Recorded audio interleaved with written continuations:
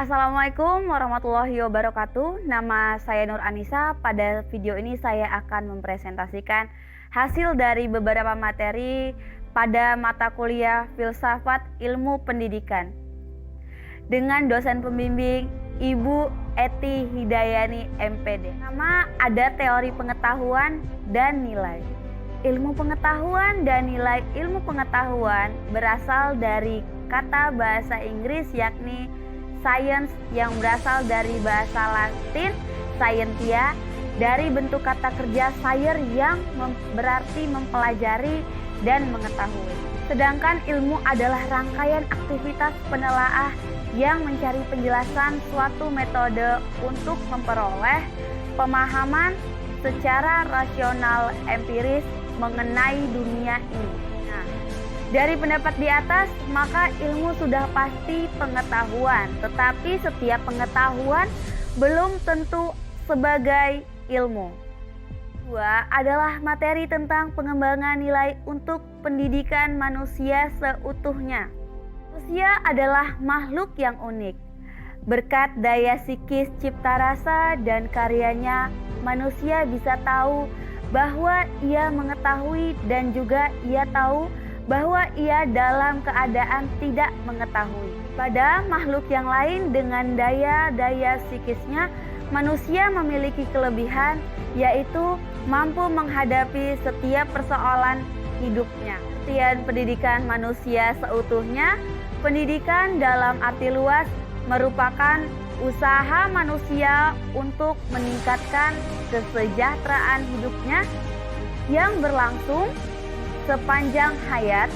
Maka sistem pendidikan untuk membentuk manusia yang seutuhnya harus diarahkan kepada dua dimensi, yaitu dimensi dialektikal horizontal dan dimensi ketundukan. Tujuan pendidikan manusia seutuhnya adalah merupakan tujuan gambaran dari filsafat atau pandangan hidup manusia secara perorangan maupun kelompok. Kesimpulannya adalah tujuan pendidikan di Indonesia sudah mencakup 3 ranah perkembangan manusia, yaitu perkembangan afektif, psikomotorik, dan kognitif. Yaitu pendidikan sebagai pelestarian nilai dan perubahan sosial. Bukan hanya sebagai aspek pengetahuan saja, akan tetapi pendidikan juga berfungsi sebagai pelestarian nilai-nilai atau norma yang sudah ada sejak zaman nenek moyang. Semakin berkembangnya kecerdasan manusia dari masa ke masa serta perkembangan iptek sangat mempengaruhi sekali nilai norma sosial dan akan terjadi perubahan-perubahan sosial pada masyarakat. Sosial sebagai perubahan-perubahan yang terjadi dalam struktur fungsi masyarakat menurut Davis tahun 1960. Kesimpulannya adalah perubahan sosial adalah perubahan yang terjadi pada struktur dan fungsi dalam sistem sosial termasuk aspek kebudayaan seperti norma, kebiasaan, kepercayaan, dan lain-lain.